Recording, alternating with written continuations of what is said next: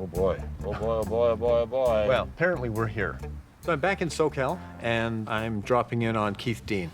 Oh, is that nice or what? So as we're pulling up the road, this beautiful yellow custom is just parked in front of the shop. Oh, that's sort of special, isn't it? Wow. It's dramatic. I mean, it's a Merc, but it has bits and pieces from other cars. This car is what we need to buy. Larry fell in love with it immediately. And I mean, I don't blame him, so did I. This is a great big lead sled, and he's given it these sort of 1950s sports car accents. But if Larry's gonna buy a car in every city we visit, I wonder if it's for sale. I know, but I tell you, if it is, I'm buying it. this is gonna be a really long 4-day trip.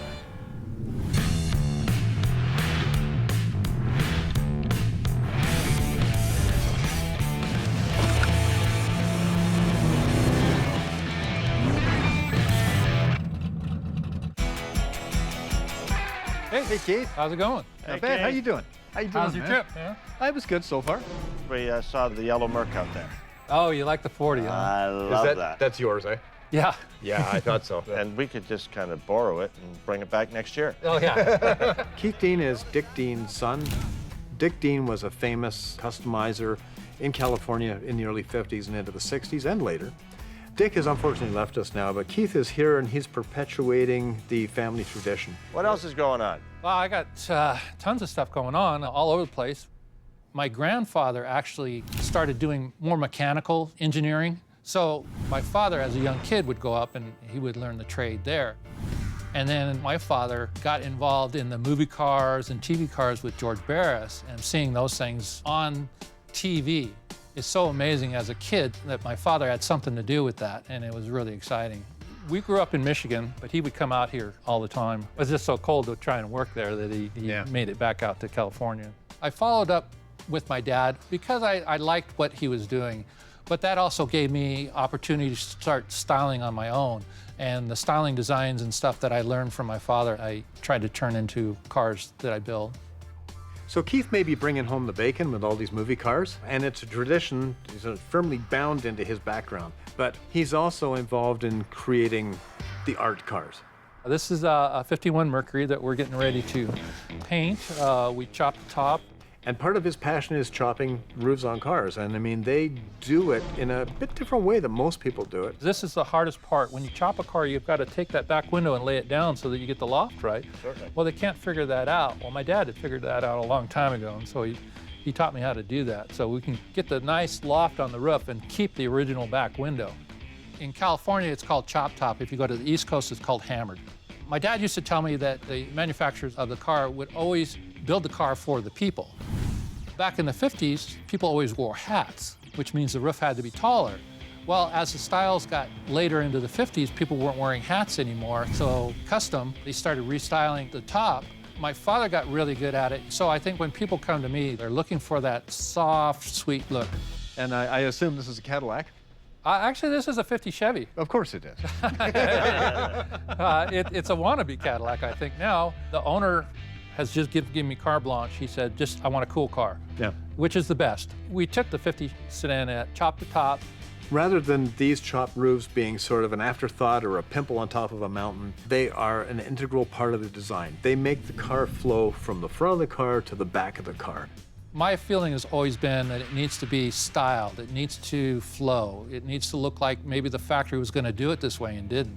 The idea is to have as few lines splitting the car up as possible to make the thing flow. The skirt line would normally just cut around the tire. It's just a hole there. Yeah. So what I've done is I've created this line that fades into the bumper, so your line is pulling with the cart. Yeah, that's cool. This is nice. This is gonna be beautiful. It will be. Yeah. This is a real classic. Smooth, cool, I guess you want to call it. It actually belongs to a girl, and Really? she helped do some of the work on it, which Did was she really, really? yeah. Oh, that's good. Well, that makes it hers. It's kind of sad, but her father passed away, and before he passed away, she was asking him what color should she paint it. Yeah. And he said gunmetal blue. So we came up with this color, which is called Mystic Midnight Blue. You know, this beautiful Mark sitting here, he has altered this in subtle ways, That sets it off beautifully. and the chop on it is just enough to make the car flow, but not enough to ruin the symmetry. This was originally a four-door Mercury, and normally the four-door Mercuries have a shorter front door. Yeah. Well, what we did was we lengthened the door to the two-door length, and then shortened the back door appropriately so that it became what we call a buddy door. He shortened the back doors and he turned them into little suicide doors and beautifully sculpted this back window piece. This is cool. This is Actually, really... yeah, this is nice. And while subtle, it makes the car radically different from the stock car. And the interior is just typical over-the-top tuck and roll from the 50s. It's great stuff. You do a nice job. Well, thank you. When you look around at these cars, it's in his DNA, and the style of the car is perfected.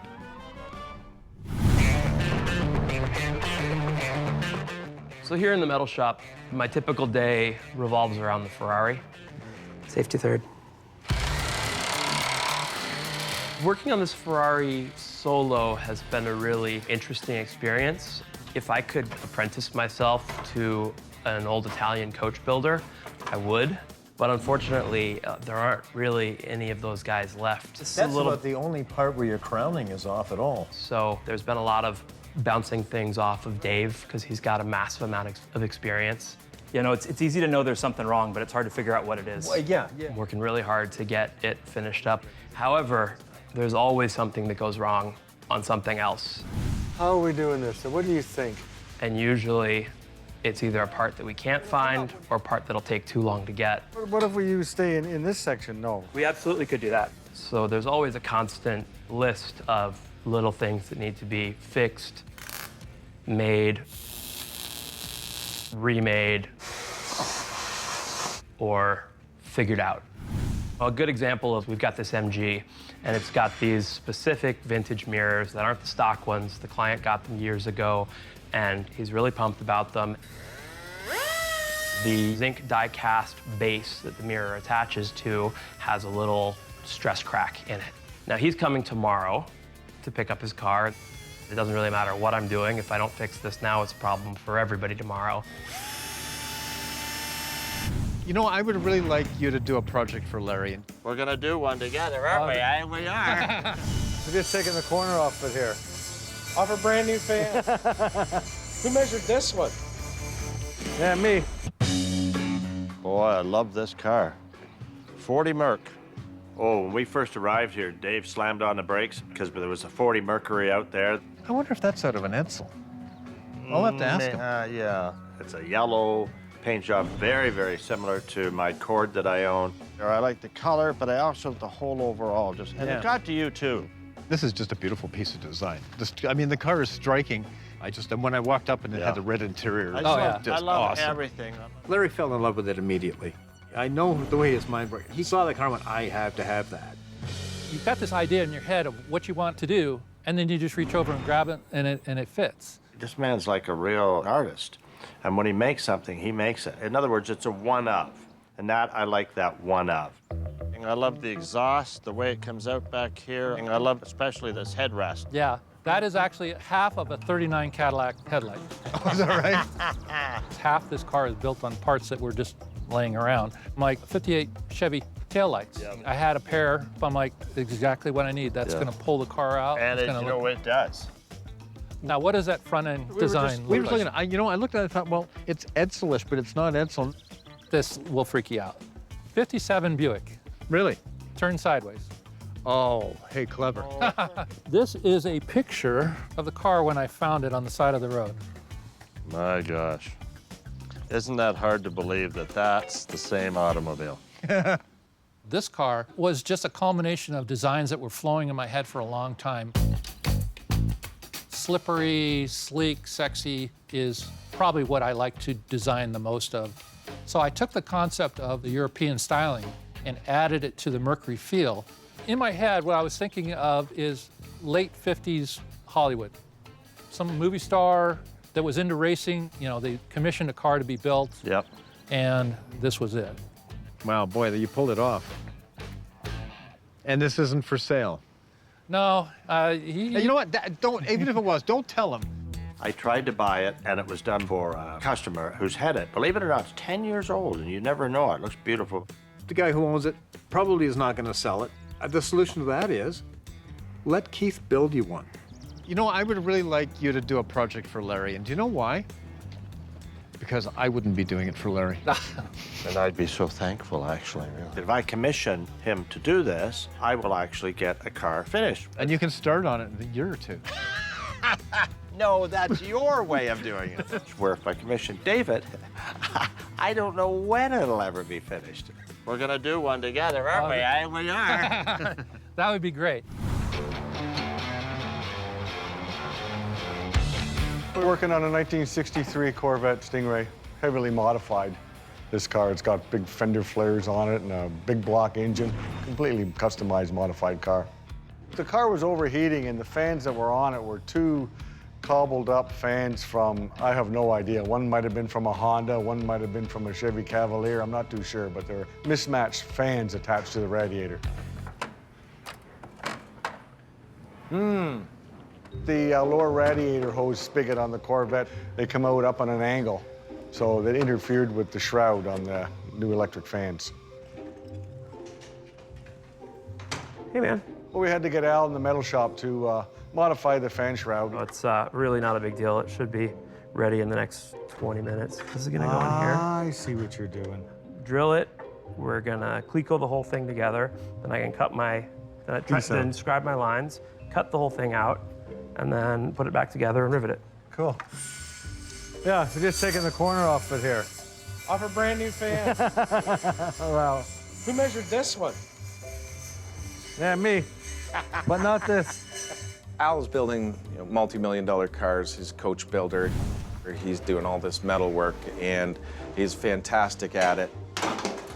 That is a sweet-looking unit, though. Yeah, it fits in nice. But when somebody comes in with something trivial for him to do, he doesn't have it to say, no, I'm busy right now. He says, yes, I will get that done for you. Yeah, Make sure you supervise him. Yeah. Okay.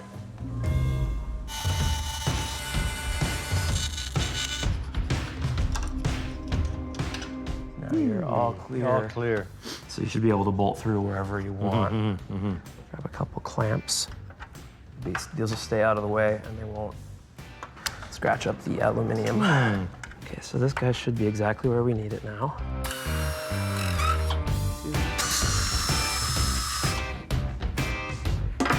This is a micro stop countersink cage. Yeah. So when you're doing like 1,000 rivets, you do the same countersink every single time. You just adjust it with this, depending on how high or low you want it. Every time you do it, once you set it without thinking about it, They're they're exactly the same. exactly. Okay, so now we have to cut this.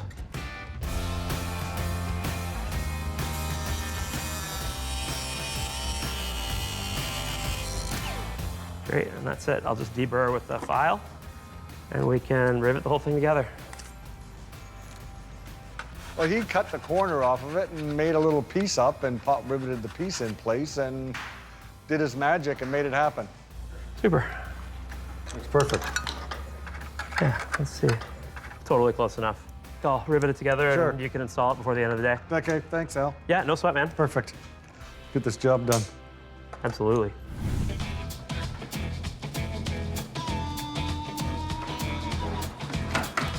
Oh, nice. Nice. Nice. It's fitting now. It's sliding down in position a lot better than it did before. This is where Al cut the corner off of the fan shroud to give me some clearance for the lower rad hose. I just have to make up some brackets to hold it at the bottom and wire it up, but it looks pretty good. It's gonna fit in there nice.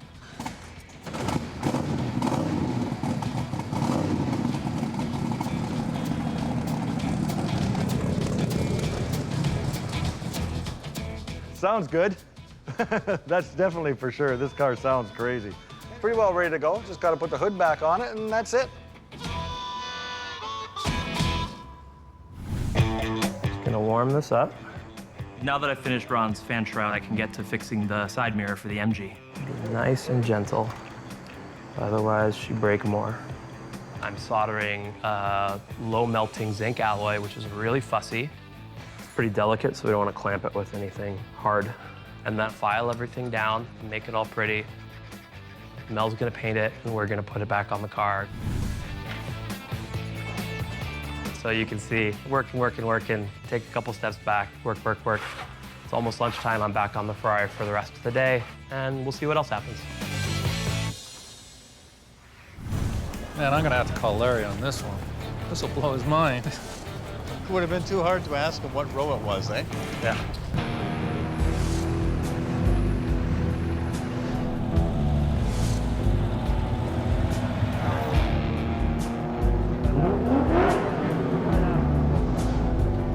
This is a good spot to say. It's like this is like standing at the entrance to the lawn at Pebble Beach. Yeah. Except this is more fun. We're at the big flea market at Pomona, and as you can see behind me, there's just as many dumb people out there as me. Oh, look at that. You don't see many of those. Oh, look at this. Yeah, nice prowler. I still prowler. like prowlers. Yeah, I really do too. It's 5 o'clock in the morning. Everybody's filing in, setting up. They're selling cars. They're selling car parts. They're selling automobilia. Do you want a safety vest? Yeah. Stop sign. I am looking for a hat.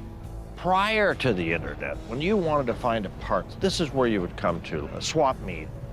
I wish I was still restoring bicycles. I was just going to say, that's Yeah, the bicycle 'cause stuff there's a lot there. of good bike parts here. Nowadays, where we're from, you would never see this many people. Oh yeah, look, it just hasn't stopped, eh? It just keeps on coming and coming and coming. I mean, there's thousands and thousands of people here. Yeah, these are the serious guys. Oh, he's got a big pack of stuff in that truck, eh? Yeah. 5 o'clock in the morning. They left at 3 o'clock or something to get here. Hi, good morning. Good morning. Morning. Sure. Oh, thank you. To be here until maybe 1 o'clock in the daytime when the heat will be so bad they can't take it. First time I ever came here, I was surprised to see people in the pitch black shopping from the vendors with flashlights. I mean, it's really the early bird gets the worm. Guys are in there finding the good parts before the competition arrives. You think I can find parts for my Panhard here? So our main mission here at Pomona is to find a donor car for Larry's project with Keith. Today, if I can find a 39 or 40 Mercury. It's going to be like this. Yeah, on a yeah, trailer. Yeah. That's why you're going to be able to find it. Or because I've been with Keith Dean, and he is going to make me what we call a lead sled or custom automobile. Can you turn this into a lead sled for us? Yeah. I just want the shell. I don't care about the motor. I don't care about the running gear. Everything will be brand new. Different motor, perhaps Corvette motor. Anything that's under 10 grand, that's an old wreck that Keith can work with. Oh, Larry, there's the back of that. So it's coupe. Yeah, I was looking at that. Like, we found a really nice coupe back there, but that's so beautiful, you wouldn't want to make any changes with that. I would need something that's on the rougher style. But I believe we'll find it here. Hey, hippie. Hey! Keith's here. He's at one end, we're at the other. All right, see you guys. All right. And so we sort of managed to cover off the whole place. So why don't we walk 2 over? That's probably better, yeah. Yeah, because we can scan this row.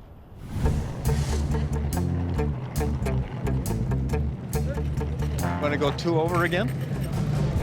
I'm looking for stuff for Larry's project that'll, little accent pieces, trinkets that may accent the car. I'll just put them aside. Man, I'm gonna have to call Larry on this one. This will blow his mind. Larry, you know how we were looking for a Mercury? What do you think about a Ford? It would have been too hard to ask him what row it was, eh? At one point, we got a call from Keith. At the far end of the event, of course, why would it be close by? So be up here against the fence. Oh, so as far as we can get. Yes. I gotta tell you something. My legs are starting to feel it, boy. This is it, I guess. I've always had this idea of modifying a 40 Ford. It wasn't exactly what I wanted.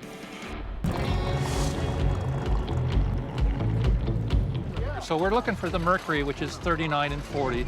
I haven't seen too many for sale.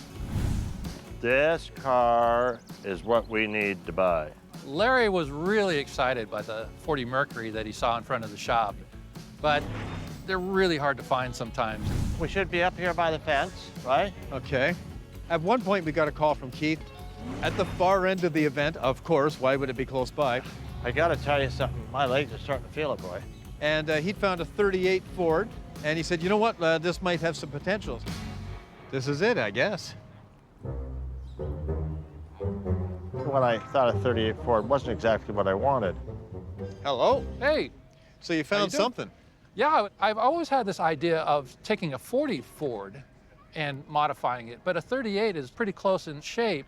We were just trying to broaden our base so that we can continue with the project and it's not stuck trying to find this rare, iconic car. What if we lengthened the doors and then pulled this hump out right here and just started moving down right through here? Really pull that back out. It's interesting. And I started looking at it and realized potential. Then I had Keith. The other thing, too, you might think about is maybe Zephyr fenders. And then we had David. But I mean, if you took that roof off, you chopped the roof a little bit. But being chopped, it would have that longer, sleeker line, too, also. Yeah. So. And it was like my head was bobbing back and forth, but that's a good idea. Oh, I like that idea. Oh, that's really good. What if we took this trunk line and ran it up so we have less of a line? If that came up the back and then ran right through the roof, So that's kind of cool. that'd be sort of neat, wouldn't Yeah. it? This will change. Oh, that will change. Oh, no, let's get that. Oh, no, this looks better. Oh, I like your idea better. You just all start sort of meshing and you throw ideas back and forth, and then there's a sort of an excitement that builds. Yeah, we could do something crazy, too. You know, a chrome steel post windshield that looked like a Roadster. I get excited when I can picture it in my head what it's going to look like, and then I just go crazy. I know exactly where to go, what to do. Well, okay, so we've now got another option anyways, right? As long as it's got my swooping line, but then they'll accentuate it more than it is already. So that's what makes it pretty darn exciting. And you got my number, so we'll yeah, I'll just- put out the feelers. Keith's got lots of contacts. It's probably going to be better for him to just network and get the body shell by himself, and then they can go from there, you know? Stay tuned. All right, buddy, well, we're on the right track, pal. I know we're gonna do it.